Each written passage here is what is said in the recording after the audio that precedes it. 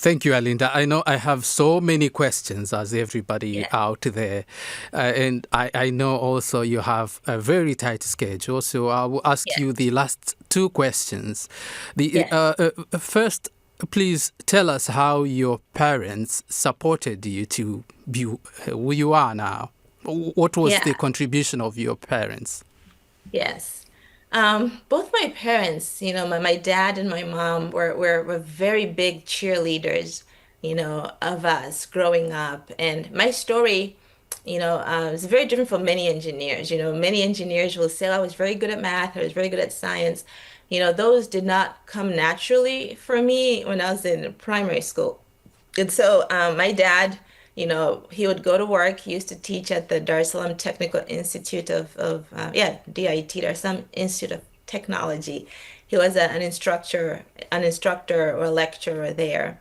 And he would come home every day and like, okay, bring your math notebook, and we'll sit down and he'll check our work, and he'll say, okay, you got this wrong, do this. During the holidays, he would make us do 40, 60 math problems, And so when our friends are excited about the holidays, we would dread it, But, my dad thought we could, I don't know, like become presidents of the world. He believed so highly in us as if he could see the things that I could not see at that time. And I don't know if it's because they were there or if it's because he said he saw them that I believed that they were there. And so that really helped us and gave us the confidence to work hard and study hard. My mom, she's a retired school teacher right now, and she used to teach primary school. They both were big supporters. I used to tell my mom I want to be an astronaut. And she never told me, dream on, that's not gonna happen. No, because mind you, this was in Tanzania in the early 90s. I'm like, what rocket? Where are you gonna climb the rocket from? Where? So, but they kept believe like, yeah, you can do it. You can. Now, I am not an astronaut. I want to make that clear. But the point is, do not cut your dream short just because you think it's unattainable. I'm not an astronaut, but I have a PhD in aerospace engineering. And I am doing one of the most exciting jobs at the most exciting places in the world. For me, I never thought I would be here.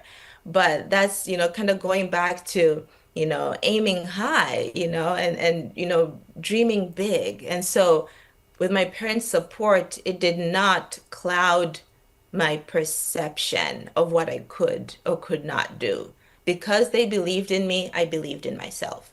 And they did not have any of the answers. They did not know how I was going to get to NASA or, like what school, what I even needed to study. I actually thought I had to study astronomy. And I remember when I was, studying astronomy, when I said I want to study astronomy, someone said, "What's that going to do?" I'm like, "It's because I want to go to space."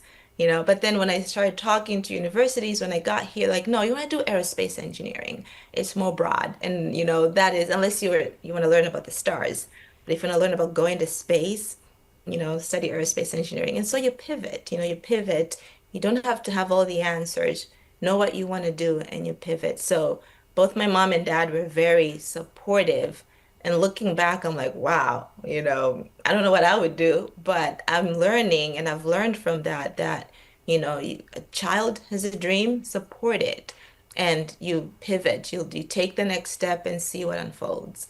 Yeah.